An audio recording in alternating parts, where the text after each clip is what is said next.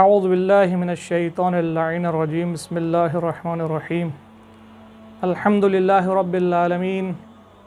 والصلاة والسلام علی اشرف الانبیاء والمرسلین حبیبنا وطبیبنا وشفیع ذنوبنا ابی القاسم محمد اللہم صلی علی محمد وآل محمد وعلی آل بیتہ الطیبین الطاہرین المعصومین ولعنۃ الدائمۃ الابدیۃ علی اعدائہم اجمعین من یوم عداوتہم الی لقاء یوم الدین اما بعد فقد قال اللہ تبارک وتعالی فی کتابہ المجید وفرقانہ الحمید وقولہ الحق بسم اللہ الرحمن الرحیم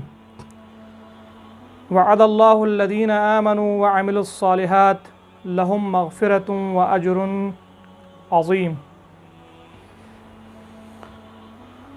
محترم سامعین و ناظرین، آج کی اس مختصر سی نشست میں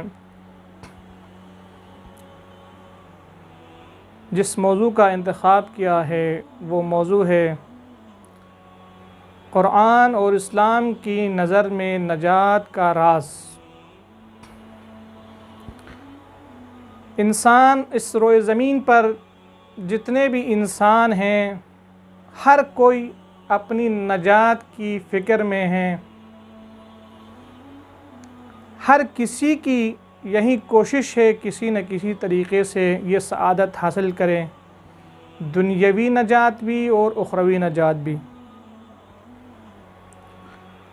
حتیٰ کہ قدیم مذاہب کے اندر بھی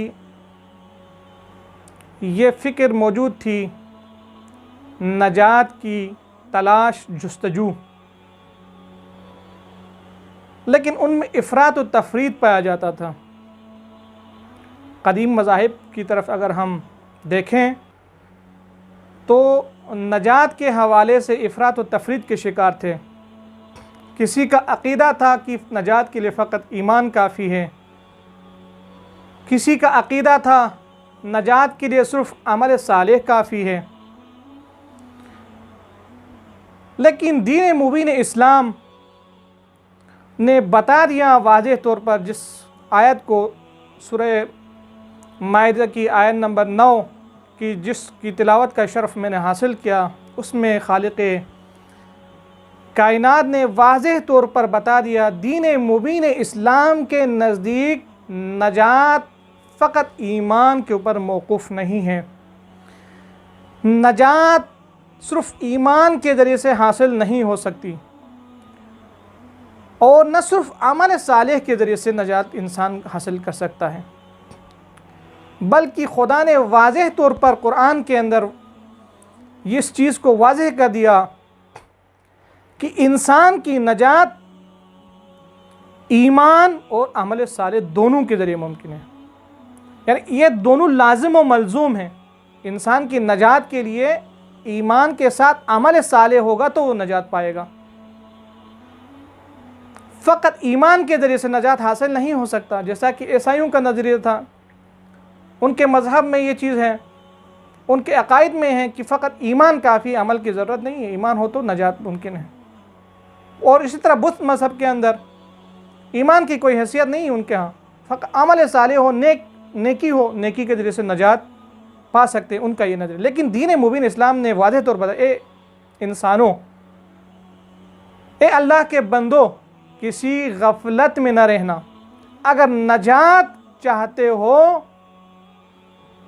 فلاح چاہتے ہو تو سنو، نجات اور فلاح اسے ملے گی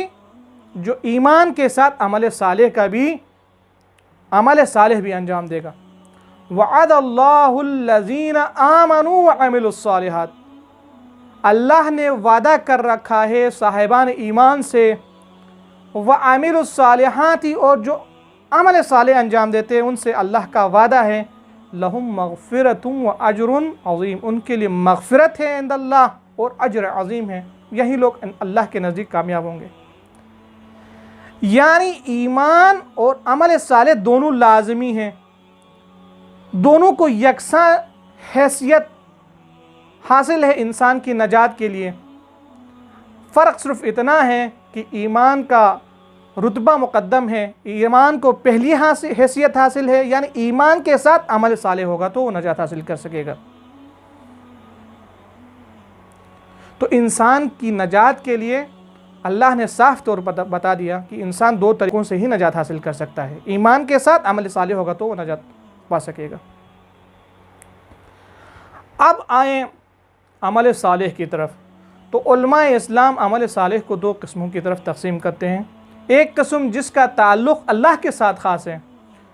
جسے عبادت کہا جاتا ہے۔ عبادت سے مراد ہر وہ عمل جس میں اللہ کی عبودیت اور اس کی بندگی کا اظہار ہو، وہ عبادت کہلاتا ہے۔ اگر کسی عمل کے اندر اللہ کی عبودیت نہ ہو، اس کی بندگی کا اظہار نہ ہو، تو وہ عمل عبادت شمار نہیں کہلاتا، وہ عمل عبادت شمار نہیں ہو سکتا۔ بڑی سی بڑی نیکی اگر انسان انجام دے لیکن وہ اللہ کے لیے نہ ہو، اللہ کی عبودیت کے لیے نہ ہو، اللہ کی خوشنودی کے لیے نہ ہو، تو وہ عبادت میں شامل نہیں۔ تو پہلی قسم عمل صالح کی جس کا تعلق اللہ سے ہے وہ ہے عبادت، جسے عبادت کہا جاتا ہے۔ اور دوسری قسم جس کا تعلق اللہ سے نہیں ہے بلکہ اللہ کی مخلوق سے ہے، اللہ کے بندوں سے ہے، اس کی بھی دو قسمیں کی ہیں علماء نے۔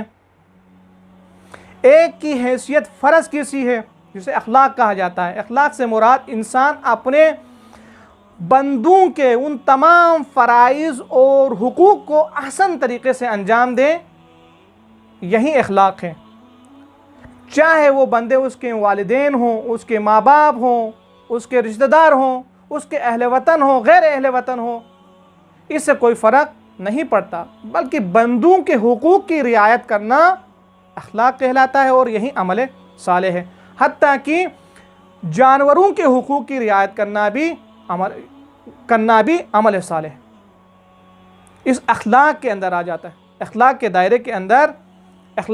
کے اندر جو فرائض ہے، جو ذمہ داریاں ہیں، اس کے اندر انسان جانوروں کے حقوق کی رعایت کرنا بھی شامل ہے۔ اور دوسری قسم جو بندوں سے تعلق رکھتی ہے، جس کی حیثیت فرض کی سی ہے، ذمہ داری کی سی ہے، قانونی ذمہ داری کی سی ہے کی ہوتی ہے، جسے معاملات کہا جاتا ہے۔ معاملات انسان مسلمانوں کے، اللہ کے بندوں کے اور باہمی معاملات جس کا تعلق معیشت سے ہو، معاشرت سے ہو، تجارت سے ہو، یا حکومت کے ملکی ہو یا بین الاقوامی قوانین سے، ان کی رعایت کرنا، یہ سب چیزیں جو ہیں عمل صالح کے اندر شامل ہے۔ دوسرے لفظوں میں حقوق اللہ اور حقوق الناس کی رعایت کرنا عمل صالح کہلاتا ہے۔ تو قرآن مجید نے حقوق اللہ اور حقوق الناس کی رعایت کرنے کو عمل صالح سے تعبیر کیا ہے۔ قرآن مجید میں جہاں کہیں بھی تقریباً 40 سے اوپر مقامات میں ایمان اور عمل صالح کا ایک ساتھ تذکرہ ہوا ہے، اور جہاں جہاں بھی تذکرہ ہوا ہے ایمان کو پہلی حیثیت دی ہے، اور اس سے یہ چیز ظاہر ہو جاتی ہے کہ کوئی بھی عمل ایمان کے بغیر، کوئی بھی نیکی ایمان کے بغیر قابل قبول نہیں ہے۔ تو لہذا نجات کے لیے ایمان کے ساتھ عمل صالح انجام دینا ضروری ہے۔ اگر کوئی عمل ایمان سے خالی ہو، کوئی نیکی، کوئی صالح عمل کوئی انسان انجام دے لیکن ایمان کے ساتھ نہ ہو، تو پھر وہ عمل نیکی شمار نہیں ہوگا، وہ انسان آخرت میں کامیابی حاصل نہیں کر سکتا۔ جیسا کہ قرآن مجید میں اللہ تعالیٰ نے صاف طور پر، واضح طور پر بیان کیا کہ جنت کا حقدار ان لوگوں کو ٹھہرایا خداوند عالم نے۔ جنت کے مستحقین وہ لوگ ہوں گے جو ایمان کے ساتھ ان کے عمل میں ایمان کی بھی آمیزش ہوگی، یعنی ایمان کے ساتھ عمل صالح کو انجام دے تو وہ لوگ جنت میں داخل ہوں گے۔ جیسا کہ سورہ بقرہ کی آیت نمبر 82 کے اندر خداوند عالم ارشاد فرماتے ہیں، وَالَّذِينَ آمَنُوا وَعَمِلُوا الصَّالِحَاتِ أُولَئِكَ أَصْحَابُ الْجَنَّةِ هُمْ فِيهَا خَالِدُونَ۔ وہ لوگ جو ایمان لے آئے ہیں اور عمل صالح انجام دے، جنہوں نے عمل صالح انجام دیا ہے، اولئک اصحاب الجنتی، یہی صاحبان جنت ہیں اور یہی لوگ جنت میں جائیں گے، ہم فیہا خالدون، اور یہی ہمیشہ جنت میں رہیں گے۔ یعنی آخرت کی کامیابی یہ انہی لوگوں کو ملے گی جو ایمان کے ساتھ عمل صالح کو بھی انجام دیں گے۔ قرآن مجید میں ایک اور مقام پر اللہ تعالیٰ نے بنی اسرائیل کے بد کردار لوگوں کا تذکرہ کرتے ہوئے ارشاد فرمایا، سورہ مریم کی آیت نمبر 59 اور 60 کے اندر، فَخَلَفَ مِن بَعْدِهِمْ خَلْفٌ أَضَاعُوا الصَّلَاةَ وَاتَّبَعُوا الشَّهَوَاتِ فَسَوْفَ يَلْقَوْنَ غَيًّا إِلَّا مَن تَابَ وَآمَنَ وَعَمِلَ صَالِحًا فَأُولَئِكَ يَدْخُلُونَ الْجَنَّةَ وَلَا يُظْلَمُونَ شَيْئًا۔ تو بنی اسرائیل کے خلفاء، صلحاء اور انبیاء کے بعد ان کے ایسے لوگ جانشین بن گئے جنہوں نے نماز کو ضائع کر دیا۔ نماز کو ضائع کرتے ہیں تو کیا نتیجہ نکلتا ہے؟ نماز ان الصلاۃ تنہا عن الفحشاء والمنکر، نماز جو انسان کو برائی سے روکتی ہے، منکر سے روکتی ہے، تو انہوں نے نماز کو ضائع کر دیا۔ نتیجہ کیا نکلا؟ انہوں نے شہوات کی، خواہشات نفسانی کی پیروی کی، تو خداوند عالم نے فرمایا ایسے لوگ عنقریب گمراہی سے دوچار ہوں گے، برائی سے جا ملیں گے، یعنی ان کا جہنم میں چلے جائیں گے۔ لیکن الا من تاب وآمن وعمل صالحا، لیکن جنہوں نے توبہ کی ہے اور ایمان لے آئے ہیں اور عمل صالح انجام دیے ہیں، فَأُولَئِكَ يَدْخُلُونَ الْجَنَّةَ، یہ لوگ جنت میں جائیں گے، وَلَا يُظْلَمُونَ شَيْئًا، اور ان کے اوپر کوئی ظلم نہیں ہوگا، ان کا حق نہیں مارا جائے گا۔ تو یہاں پر بھی اس آیت کے اندر بھی ان دو آیتوں کے اندر بھی خداوند عالم نے ارشاد فرمایا کہ انسان کی کامیابی ایمان اور عمل صالح کے ساتھ وابستہ ہے۔ تو انسان ایمان اور عمل صالح کے ساتھ آخرت میں سعادت حاصل کر سکتا ہے، آخرت کی کامیابی حاصل کر سکتا ہے۔ لیکن جس طرح سے بعض اقوام کے اندر پایا جاتا تھا، جیسے یہودی اور نصرانی تھے، عیسائی تھے، وہ کہتے تھے نہیں ہم ہی جنت میں چلے جائیں گے، اس کے علاوہ کوئی جنت میں چلا نہیں، کوئی اور دوسری نسل جنت میں داخل نہیں ہو سکتی، جنت ہماری ہی ملکیت ہے، ہم عیسائی ہی جنت میں چلے جائیں گے، یہودی بھی کہتے تھے ہم ہی جنت میں چلے جائیں گے۔ تو قرآن مجید میں ان کے رد میں خداوند عالم نے قرآن مجید کے اندر بھی فرمایا نہیں، یہودی ہو، نصرانی ہو، مسلمان ہو، صائبی ہو، کوئی بھی ہو، جنت میں جانے کا حقدار وہ ہے جو ایمان کے ساتھ عمل صالح انجام دے، چاہے کسی بھی نسل سے ہو، کسی بھی قوم سے ہو۔ نسل پرستی اور قوم پرستی کی اللہ کے نزدیک کوئی اہمیت حاصل نہیں ہے، جنت اس کی ملکیت ہوگی جو ایمان کے ساتھ عمل صالح انجام دے گا۔ جیسا کہ سورہ مائدہ کی آیت نمبر 69 کے اندر خداوند عالم نے ارشاد فرمایا، ان الذین آمنوا والذین ہادوا والصابئون والنصارى، مسلمان ہو، ان الذین آمنوا، چاہے جو ایمان لانے والے ہو، مسلمان ہو یا یہودی ہو یا نصرانی ہو یا صائبی ہو، جو بھی ہو، من آمن باللہ والیوم الآخر، اگر وہ ایمان لے آئے اللہ کے اوپر، یوم آخر کے اوپر، وعمل صالحا، اور اگر وہ عمل صالح انجام دیتے ہیں امر زمانے کی حجت کے مطابق، اگر انہوں نے ایمان لائے ہیں اور عمل صالح انجام دیے ہیں، تو فلا خوف علیہم ولا هم یحزنون، ان کے لیے قیامت کا خوف نہیں ہوگا اور نہ